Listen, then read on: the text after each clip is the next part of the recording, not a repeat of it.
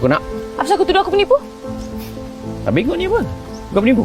Aku datang kampung ni sebab aku nak bantu orang kampung.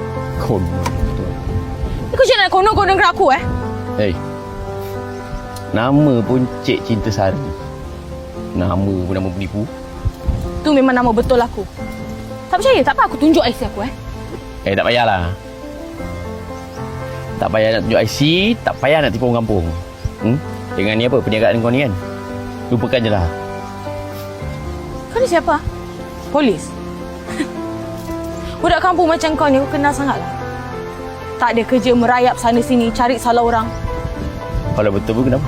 Aku kat sini nak selamatkan orang kampung daripada penipu macam kau ni. Kau jangan ingat orang kampung semua bodoh. Aku kenal kau siapa. Siapa? Siapa aku?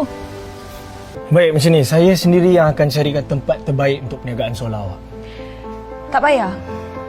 Saya suka dekat sini, saya selesa dekat sini. Lagipun, saya nak bantu orang kampung dekat sini. Sorang-sorang? Awak orang asing tau dekat sini. Tak apa. Kalau saya ikhlas, saya yakin Allah akan tolong saya. Sinilah. Awak rasa awak boleh meniaga idea solar awak tu dekat kampung macam ni ke? InsyaAllah. Allah akan bantu saya. Kalau Allah hadirkan seorang pelanggan pun, saya dah cukup bersyukur dah. Dan kalau saya kena tinggalkan kampung ni pun, saya bangga. Sebab legasi solar saya ada dekat sini dan itu adalah azam saya. Dan tak ada siapa boleh halang azam saya.